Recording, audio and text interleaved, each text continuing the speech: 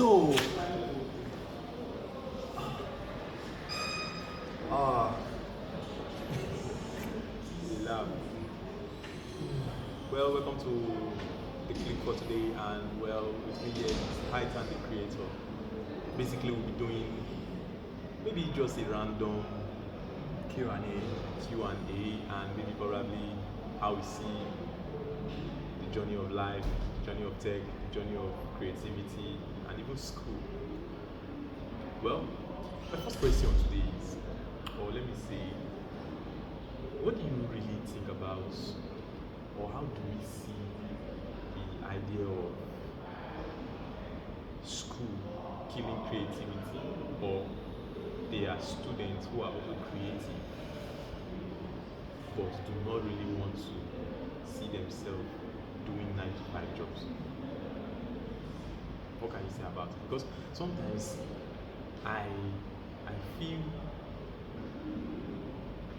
the globe, like the world entirely is basically changing.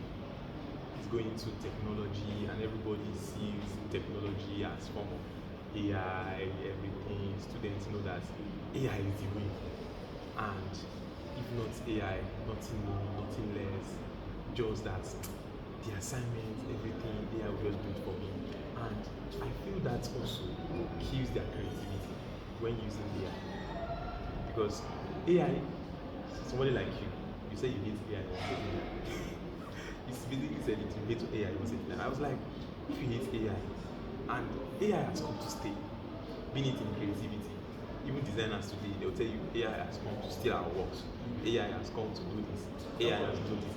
But what I feel is that AI has come to stay, and it helps us see things more or less in doing things.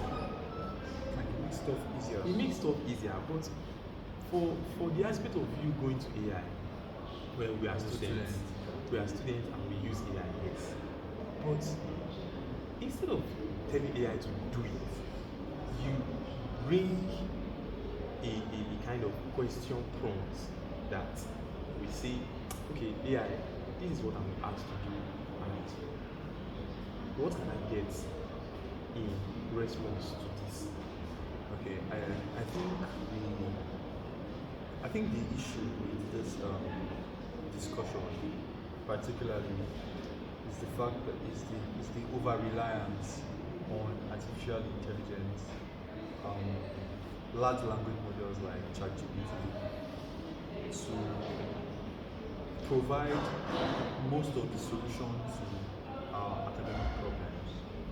And I think my personal gripe when the advent of ChatGPT came up was that a lot of students will begin to use this thing to the point where they're no longer able to think for themselves.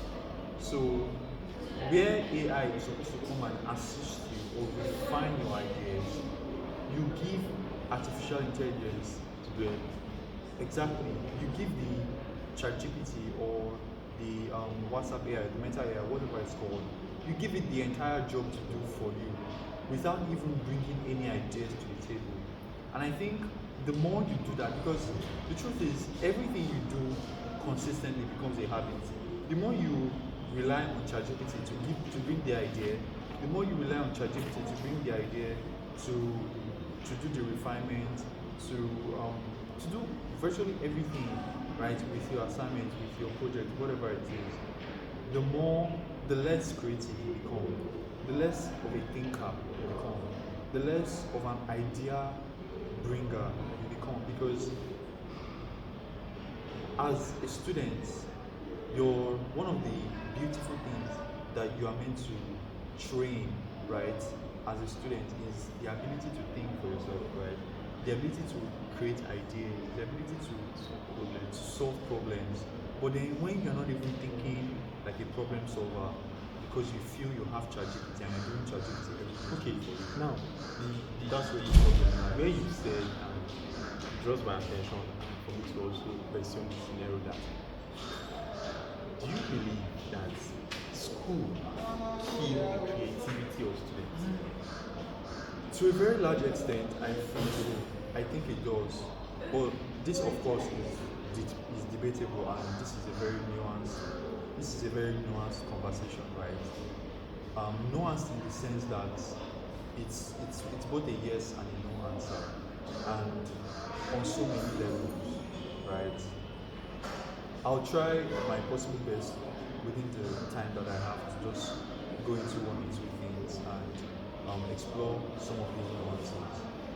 So, the academic structure, the Nigerian educational system, as it is such that it was set up by the British colonialists, right, to ensure that students are trained, students are pumped out of the system in a very specific type of way for very specific jobs, right? And doing this over a long period of time, over the past decades, we've come to now realize that there are less jobs and more people looking for jobs. So the products from the academic institutions are so many, but then the amount of jobs for these people to fit into have reduced drastically because over the years we've had people fill up those spaces. And so we now see that the world has evolved from, white collar specific jobs to other creative types of jobs. We now have people who, what they do, yeah, of course, that is a very, very big part of the equation. But we have people who no longer necessarily do what they studied in university. So you see someone who went to school and studied law and comes out to be a musician. You see someone who went to school and studied economics, comes out and they are a fashion designer. Because that's their love for their passion. Yeah, because it's their passion. And because to an extent, the inability of the system to provide a working job for these people have pushed them to find their own paths, right? And I feel this should be the original purpose or the original intent of education in the first place, to help each and every individual discover their own path.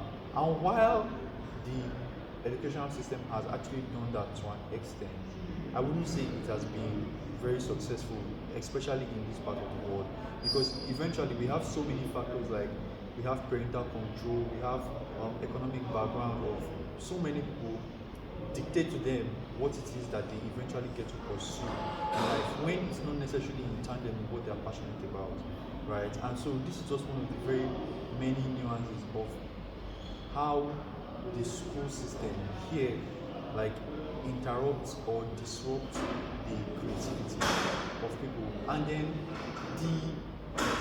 the overall idea and the overall process of how things work generally, such that where students are meant to do certain things in certain ways, very strict regulations have to be followed to do certain things.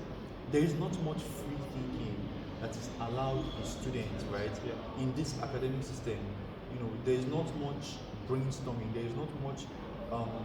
There's something we call in design thinking, right? Design thinking is how you can think about something so creatively, and you can be able to create something out of nothing, or you can be able to innovate on an idea.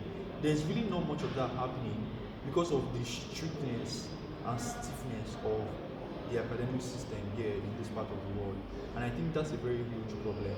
But then there are solutions, of course, and I'm very, very happy that a lot of people now are open to the fact that they don't necessarily have to be tied down by their academic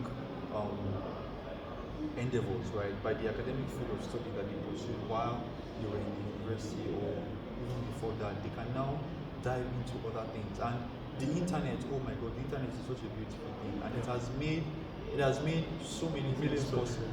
Yeah, it has made it possible for millions of young people out there to pursue what they truly and genuinely have passion for, without the constraints and confines of the educational system in this part. Well, due to our time, the scenario that made me start to think, especially when I was in camp, serving in Enugu State, I told myself, if there are Nigerians as much as this in Nigeria and in all 36 states?